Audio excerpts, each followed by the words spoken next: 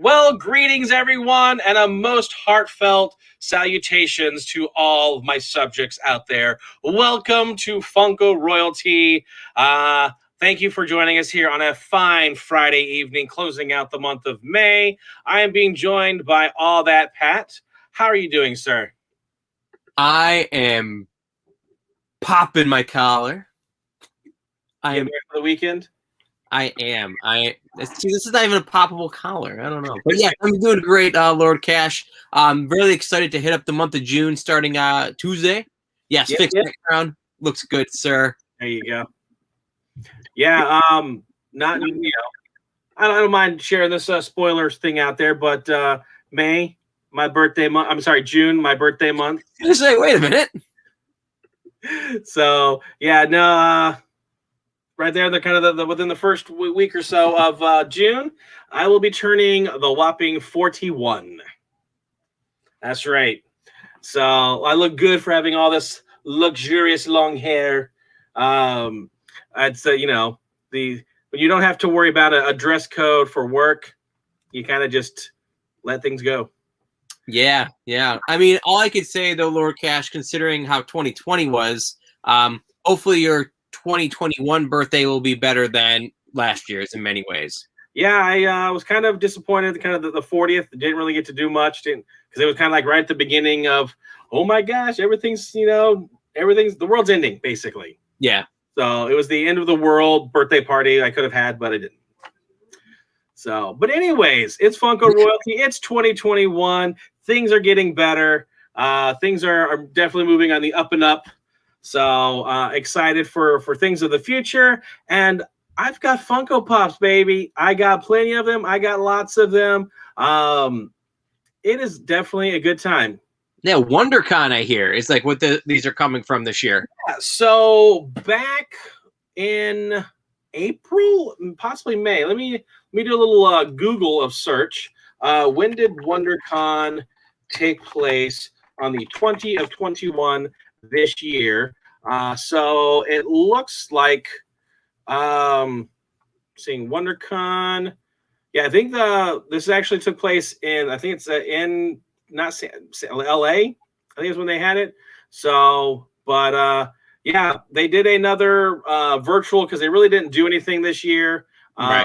So it's just kind of, so it is. I guess it was the end of March was WonderCon. Yeah. Okay. But anyways, that's really not the point. The point is I got some of the pops. I think I got all the pops that I wanted from that they released. Have you ever heard of WonderCon? Like indirectly of you, no, I haven't. But I mean, like, they've been making conventions for years, and we've been part of the convention community ourselves. And there's a lot of conventions where they just throw a word in front of con and it happens. You could have like Disney Con, Kleenex Con, Comic Con, Con, whatever it might be. So yeah, no, WonderCon, I believe I heard from you, but not other than that. Yeah, so I think because I'm looking here on my phone, kind of some of the stuff. I know there was we did the ones for Emerald City Comic Con, which is up in Seattle. Yeah, that was, I think, February, kind of leading into March, because a lot of their stuff is green related, because it's around the that time frame of St. Patrick's Day. And I'm trying to find my list of the ones I wanted for WonderCon, and I'm not seeing them on my phone. There's a good chance I got them all. Delete. Emerald City Comic Con was the one that the Boney Tony Garbageville kid came from, right? Yes. I don't know myself either, but I know it was from something like that. So, yes, it was, because it was. Yeah, I'm looking at my list here, and he was crossed off that I got him. And it was from Hot Topic, was the shared exclusive. Yeah. So, but regardless, I know I did get I got 7 out of the pops, right. And I can't recall there being any of them that I didn't get that I actually did want. So I think I did fairly well this go around when it came to it. Now, with that, we've talked about this in the past, that if you go to San Diego Comic-Con, New York Comic-Con, WonderCon, Emerald City Comic-Con, I'll stop with that many cons. They have, if you actually go to the event, they have event stickers that are on them. And then, of course, for those that can't, they still want people to have these exclusive pops. So they'll go to, it's called the shared exclusive. So you can literally get them from Walmart, Target, Books A Million, FYE, Hot Topic, Box Lunch. The list goes on of all the places that you can get these from. And then they have the shared exclusive sticker on it. So they also do what they're doing now, especially with the whole not having an actual physical event. If you have a Funko Shop like loyalty membership or whatever, which all you need to do is just sign up with an email address, and you're entered for the what they do, a virtual lottery. So basically, when the event actually happens, you get first dibs as if you were actually at the convention getting the actual event stickers. And I, unfortunately, there's been 3 lotteries. I've lost all 3 times. Oh man. But you're the Funko royalty. You're the Lord of Funko. I guess they haven't got that memo. The pigeon hasn't made it to them yet. Man. So tell them to fly faster. Exactly. So hopefully, one, depending on what happens with New York Comic-Con later in the fall, we'll see if they do. I would imagine by that time they will probably pull things together and actually have an actual live event, maybe a condensed version of it. So we'll see what happens there. But regardless, the 7 of them that I got, I didn't. Like I said, I did not win the lottery. 5 out of the 7. I got the WonderCon event sticker. Perfect. Not the shared exclusive one. Yeah, exactly. So I'm like super stoked about that. So kind of starting off. So one of the things I noticed as I was kind of making up my slides and everything, they did a lot of Disney pops.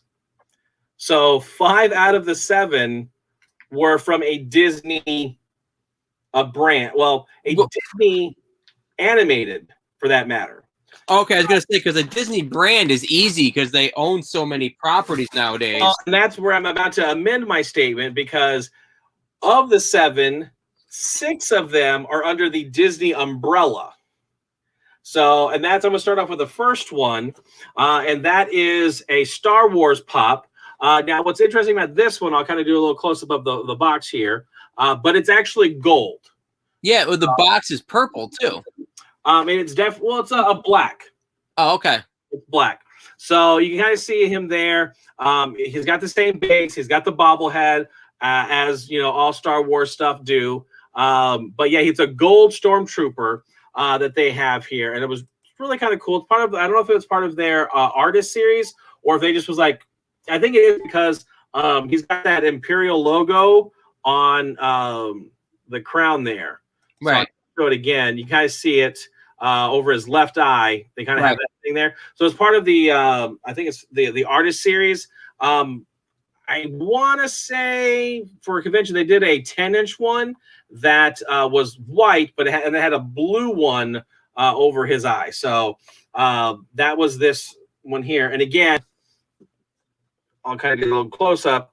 It actually has WonderCon Limited on it. So very nice. And that is different than the sticker that I have for the last 2.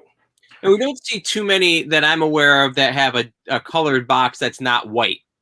Yeah. So the next ones that there's a few, but typically they are of the white variety. Yeah, the majority, exactly. So again, here's another one with the WonderCon exclusive. And this one is the Atom. So from the DC universe, you've got she's part of one of the Justice League folks. So he came out. What's really cool is he's very similar to like Ant-Man, where he normal size, you can get small, or you can get big. So they actually have a little one where he's like, okay, I'm doing a little swirly, and I'm now small. I like that. So they also, I'm going to show it at the end here, possibly, just because they did something really cool on a 10-inch one. It's not from WonderCon, but I want to show it just because it kind of ties in a little bit with this. When you look at in the box, is it easy to see the little one or no? I'll kind of tilt it. Yeah, you can. Kind of almost gets lost though on the front graphic because like, I mean, you could definitely see it's there, but yeah, when you had it out of the box, that looked real. I like that. That's pretty cool. The a few years back when I think the first Ant-Man movie came out, they actually had your normal, I'll say 4-inch, I'll round up, but then you also got a micro Ant-Man in the same box. So I was like, here's the big one, and then here's the little one as an ant size, and I thought that was kind of cool. Yeah, but it wasn't attached to a base, or they were two separate ones. Okay. So he's somewhere over in that. Yeah, we're out in the same box. Yeah, but they were in the same box, but not attached to each other. Yeah. Okay. So that one was the non-Disney umbrella. Then we got the one with Star Wars that's under the Disney umbrella. And so now the remaining one are all Disney animated stuff, which I find I just I didn't realize how much Disney that they actually did for WonderCon. So no wonder. So here we have, if you're familiar with Beauty and the Beast, the animated one. Yeah. I mean, I've seen it a couple times. Okay, so this one here is the Enchantress. So at the very beginning, when she's got the rose, she used to be, an old, hag, I think is what they may call her. But yeah, here you can see he's got the rose in hand. That basically becomes what the Beast looks at as the petals start to drop off. So that's was really kind of cool. Kind of almost looks like she's coming out of like a flower on the base and everything. Yeah, the color detail is actually pretty good though. Like the different shades of green on her dress. Like it's supposed to represent like the actual stem of a rose. Isn't that kind of what they're going for? That you actually, I'm looking at it here. It's kind of like the magic of the transformation. Yeah. So it kind of, as the magic subsides, then she's left there instead of being the old lady that wants to, needs a place to stay. But again, got the sticker on this one. So those 3 are out of the 5 that I got with the sticker. So nice. Last year, I think I only got 1 or 2.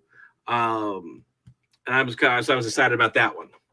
Now we're going to go a little bit further back in time than like the 1990s. This one's God. When did this movie even come out? Was it like the 70s? I'm not even 100% sure. So I just switched ones on you, but so this one probably not as far back as actually I'll do that since I do. Sorry, I'm calling an audible within an audible. It's all good. So this one, it was like 70 something. Let me look the whole. This is one of those movies that when they say 1963, when people say, "Hey, Disney's doing all these live action reboots and remakes," Aladdin, Beauty and the Beast, Lion King, Pete's Dragon, which is underrated. Most people don't like that one. But Mulan, a lot of stuff from like the 90s. Right. They did this, Cinderella. They've done a remake of Lady and the Tramp. But this is one of them that I would love to see in a live action format. And that is The Sword and the Stone. And this one here is Madam Mim. So, and again, this is another one with that WonderCon sticker on it. So this is when she's kind of in like almost pig format. Mm-hmm. When her and Merlin are kind of dueling, she makes herself ugly, and this is what she turns into here. So, Madam Mim.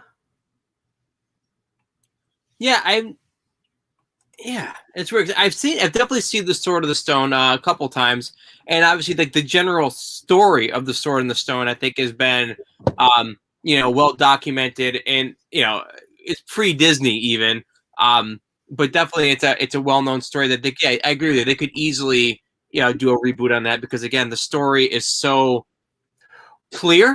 Well, and it's one of those things where it's Arthur as a child. Yeah, Is not Arthur as an adult, as the king or coming into kinghood. right. Say this is him as a squire, as a page, and so with that, it's a different story. It's definitely a Disney take on the King Arthur mythology. Right. So I don't know. Maybe it's just one king to another. I just want to see that story, in a Disney live action version of it. I just think it would be cool. A beard, the long bearded Merlin, do his little dancing stuff that he does with a higgity piggity, and all that other stuff, and being able to turn into the various creatures when he's trying to train, Arthur, or Wart as he's called in the animated series. So right. I feel like it would be one of those easy ones Mm-hmm. to translate to live action. That's just my opinion. We'll see what happens. Yeah. Now, this is actually when people say, "Hey, Lord Cash, what's your favorite Disney character?" It's very difficult to give a straight answer. And by that, I mean just one. Right. So mine is always complicated. And I give them, here are my top three. Basically, I've got my favorite as a kid, my favorite kind of now, and my favorite of the kind of the original Disney characters, so to speak. Yeah, I could see that definite challenge because you always go for your nostalgia, but you can't ignore what's happened in the last 20 years. Right. So I'm a huge Stitch fan. So he's kind of like the now favorite. As a a young lad, I was very fond of the Aladdin movie. So Aladdin was always mine. Mostly also because I'm sorry, I get it. Princesses, the girls, they need their storyline, but I'm sorry. Snow White, Cinderella, Sleeping Beauty, Mulan, Ariel. Just come on. What's with all the princesses getting their stories? Agreed.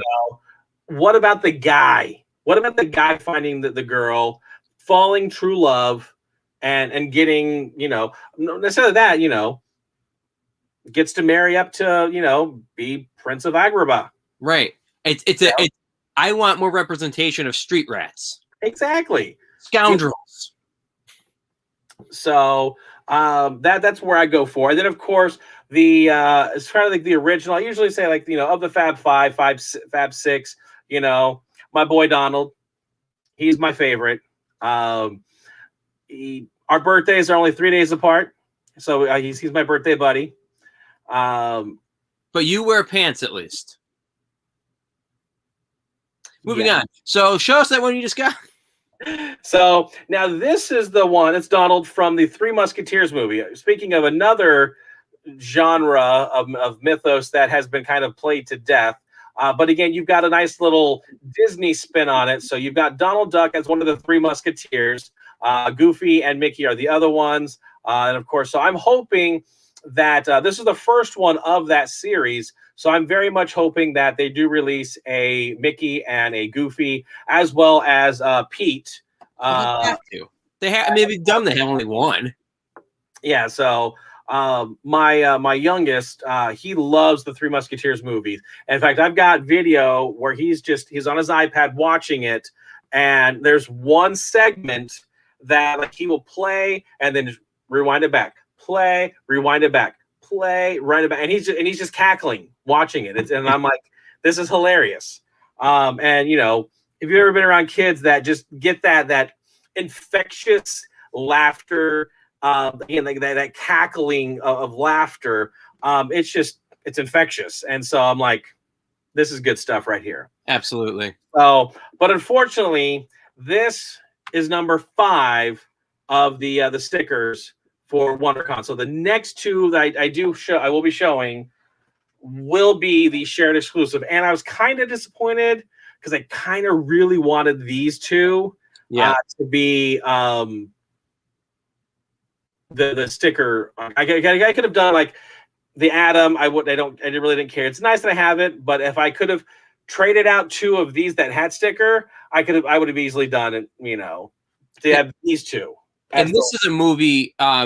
These are from a movie that you mentioned, underrated.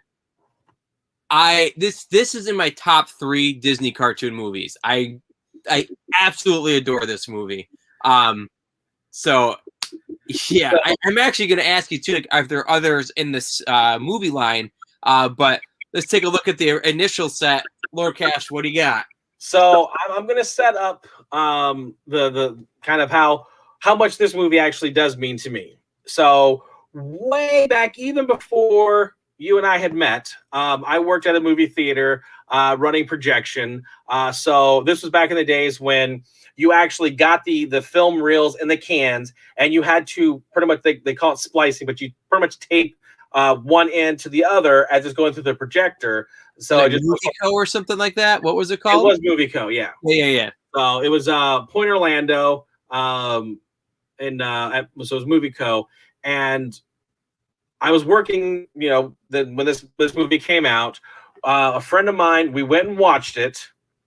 And then, because again, you got to watch when these movies are built, just in case, you put them the right way. Otherwise, the soundtrack's on one side versus the other. You got to test it out. So, oh darn, I have to watch a bunch of movies. So we went and watched this movie.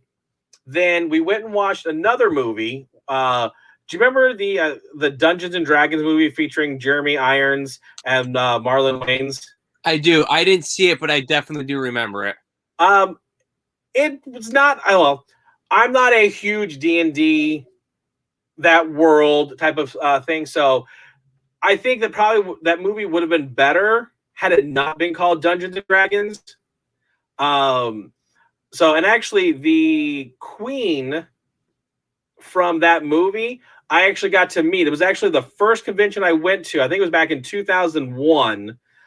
She was there, and I actually had her autograph my program. She was a nobody that no one really knew who she was. So that was kind of cool. But had they named it something else like Dragons in the Sky, would have been just fine, I feel.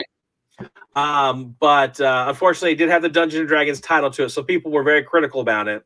I enjoyed it, but when we came out of there, my friend was like, "You want to go watch another movie again?" So I literally saw this movie, went and saw Dungeons and Dragons, and I went and saw this movie again. Now, I've said all of that to go, what movie are we talking about? So the movie I'm referring to is The Emperor's New Groove. So here is Yzma. And she is in her laboratory outfit, when they say, and everything. So they, this is, again, one of those underrated films from the early 2000s. I absolutely love and adore this one. My daughter, we've been going through all of the animated classics, and this is one that I was like, when we got to it, I was like, I can't wait to get here. I can't wait to get here. We're finally here. Yeah, let's do this. Right. So, yeah, on the back, they do have the regular characters. These are the commons. You do have Kuzco, Pancha, regular Yzma, and regular Kronk, just in their normal. And then where's Llama Face? Again, these are the commons. These are the commons. I do have Llama Face. It is a Hot Topic exclusive, and he's flocked. Oh wow, that's cool. Yeah. And then I want to say last year they did an exclusive for, I'm going to say San Diego, but I could be completely wrong on that. But they had Yzma as the cat after she takes the potion. Yeah. Is this my voice? Is this my voice? Oh, well, so I'm like, I had to get that one. And then, of course, if you've got Yzma, of course.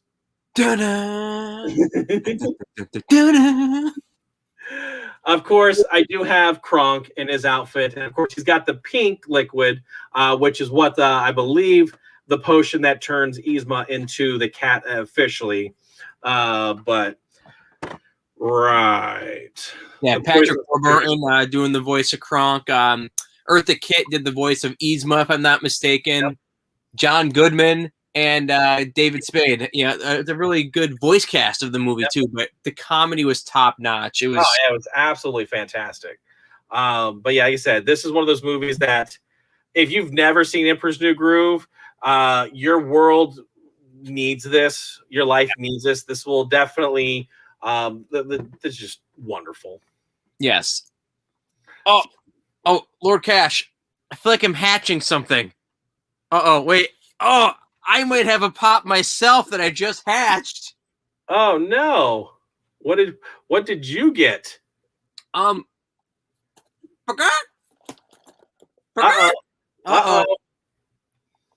When you're threatened by a stranger, when you think your life's in danger, when you think you're gonna take a licking, click, click, click, click.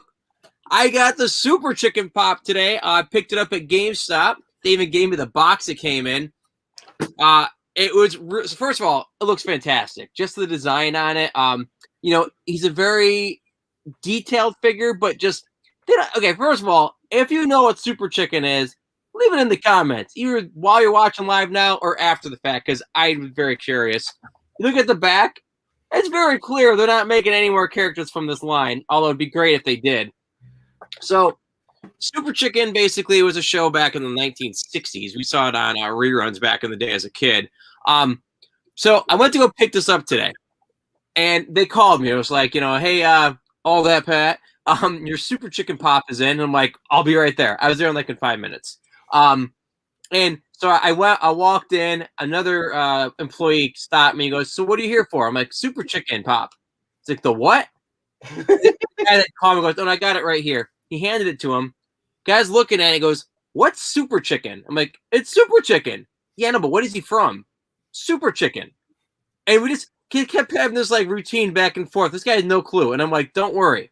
Nobody knows what Super Chicken is." And it's funny, the guy that had called me, he turns to us and goes, "Yeah, man, we only got the one that you pre-ordered." And I'm like, there you go. So yep. I don't know if this is going to be a rare one down the line. I don't care. I just wanted my Super Chicken. So I'm assuming, I think, because you told me about this back at the time. Did you also get a Super Chicken, Lord Cash? I have not gotten it yet. So I'm okay. When it comes to GameStop, I only buy their exclusives from them. Right. Mostly because I feel that their pops are overpriced. Okay. Because basically it was $13, right? I think so. Yeah. Yeah. After your $5 deposit, it was like $8.99. Yeah, I mean, I also think I had credit there, but either way, I was just kind of like Super Chicken. Yeah.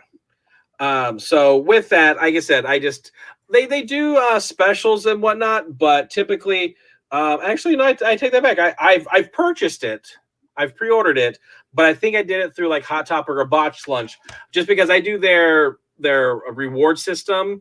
So I get the hot cash and the lunch money. Sure. So basically, the pops are $10.90 or $12.50. I usually get them at the half price point. So right. It's $5.45 or $6.25. Because again, I buy a lot of pops. I have to be at least financially responsible about how much I'm spending. Right, exactly. Because I think I literally the last go round, and I purposely almost one of my techniques that I do to make sure I don't spend as much is I'll do the first day, because usually they say, all right, for your loyalty members, you get a day in advance. So I'll buy one or two the really big ones at that moment, and then I usually will wait till the last day, so that way things are sold out and I can't buy them. Right. To some degree. Sometimes they do it, sometimes they don't. Not always the best thing to do, but again, it gives me a capping of the really popular ones. I have to wait for them to do a restock for me to get them. Yeah. I have no problem getting pops. So Apparently neither do I anymore. This is my last one, I think. I'm gonna say they just announced a bunch of new ones for Funko Wing for 2021. Oh boy. Yeah. But I am looking here, and that's how I know. I was seeing if they, a lot of times before things come out, they do have a pop price guide. Chicken does not, but I do on my thing. It says I want it, as well as it's in my collection, which means I have pre-ordered it. So that's my system of I know what I want, and then if it's in my collection, I purchase it, and then when I pick it up, I remove it from my wish list. Gotcha. So, which by the way, I looked at. I think I might be doing a top 5 most valuable pops I own. There you go. I think that'd be very interesting. Yeah, because it's a little bit of a variety of stuff, but I'm looking at my list of pops. One, I have roughly the value of the pops is roughly $67,000.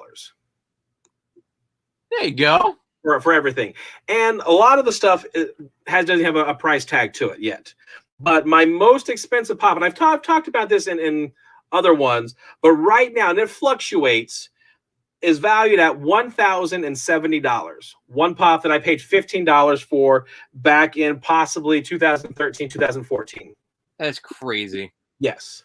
So, but yeah, I think I might do a video of my 5 most valuable pops that I have in my personal collection based on the pop price guide price point. Wow. So now, while you were talking about Super Chicken, I excused myself from the camera because I wanted to grab something. I got this through Amazon because I pre-ordered it. But are you familiar with the what is that magazine that they always have at the comic shops? I think it's like Wizard? Huh? Wizard? Yeah, either the Wizard magazine or they might actually just be like the preview or whatever. But usually when you do that, you get they have those stickers for the PX. Oh wow! Preview. So this is a 10-inch Galactus, the World Eater. Exactly. But what's cool, Galactus made me do it. So as part of the Fantastic Four series, there's a small Galactus that I have there. But this one, if you notice, I'll kind of show it on this side. In his hand, he's got a small Silver Surfer. Now, what's cool,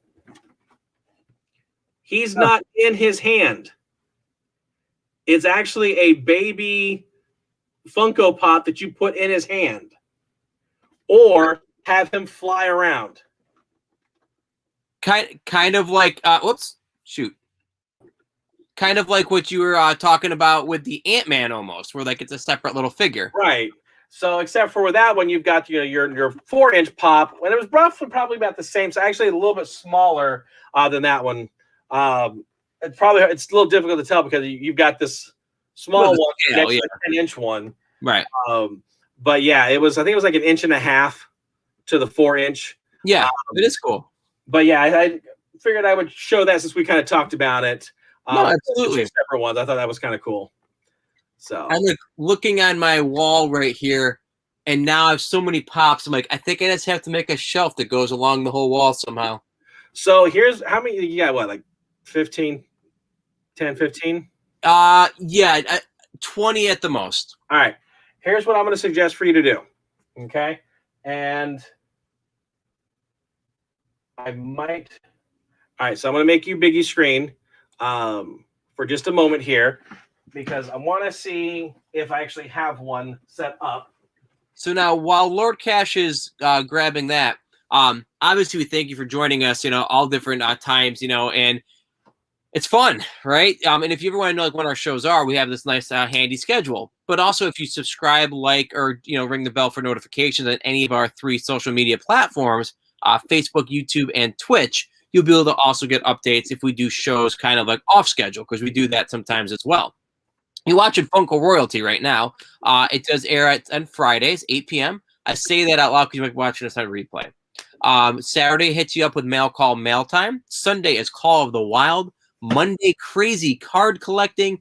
Tuesday, Slam Nation Wrestling. Wednesday, the Game Room. And Thursday, I Stream, You Stream. And remember, all of these shows do come to you live every week at 8 p.m. on those days. But also, if you want to watch us at any time, if it's 3 in the morning, you wake up and you're like, hey, you know what? I want to watch something excellent. Check out our excellence. You can go to our YouTube page and watch any of our videos that we've made over the past year or so. But also, too, as you're watching this right now, it is almost the end of May, believe it or not. And that means it is our next drawing for our crazy card collecting nostalgic card pack. We put together a lovely handcrafted set of random nostalgic cards, and we pick one person who has either liked, shared, subscribed, or all of the above. Now, videos. Now, here's the thing. You could be a brand new subscriber or an old subscriber. Every time that you have liked, shared, or subscribed one of our videos, you get yourself basically an entry into the contest. The more you do it, the more entries you get. So on Monday, Monday or Tuesday, we're going to basically pull the name or names, and we'll announce it on one of our shows this upcoming week. So the first would be Slam Nation Wrestling. So we'll be announcing it next week. So anyway, get those likes, shares, and subscribes in there. We do appreciate it. All right. So what I would recommend is a little thing that they do. This is a baseball bat display case. Okay. So basically, lift it up. You can kind of see, let's see if I can angle this right. But you've got the little thing over here on the left-hand side, the downward slope, where kind of what the part of the bat goes in there. And just kind of that works that way. And then just put them in. Works well if you take them out. Okay. So kind of put them in there. You get about 10 to 13 of them in each baseball case, depending on how big they are and how wide. So is the case heavy? A little bit. Okay. But they do have the little grip hooks there for you to put the nails into the wall. So it's already on there. Yeah. So they're on here. And so depending on, because again, it's a baseball bat, whether you're doing it this way or you've got the sideways, if you're going to do it like that, have the baseball bat up and down. Yeah, that actually could be pretty cool because I have a bunch of these little LED lights. Yeah. I can almost see like sticking one on each side on the inside of it. It would make a nice little glow too. Yeah. Michael's, do you have those up in New York? Right around the corner. I can walk to it. So typically they go for about $100. But they usually do sales throughout the year where it's half price. So right. You can get it for like anywhere from $30 to $50. For each of them. You'd only need like 2 of them to do everything that you had. You can actually spread them out, do various themes. Like I had a lot of the characters from the CW DC series eyes. So Arrow, Flash, Legends of Tomorrow, Supergirl.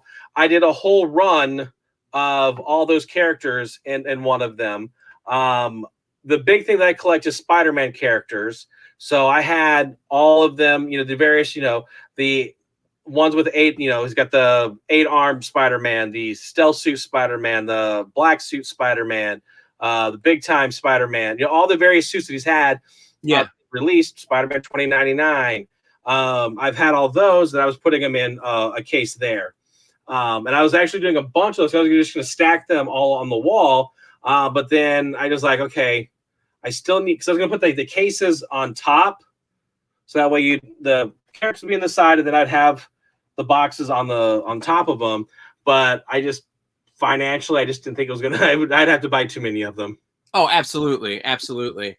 So because like I'm basically, I'd say, I got all mine. I guess I do have themes too, because I got the 4 Conan O'Briens, the 2 Contras, the 5 Garbage Pail Kids, and then like just random ones like Super Chicken and Happy Gilmore, just things that I like in general. Right. So, But yeah, they yeah.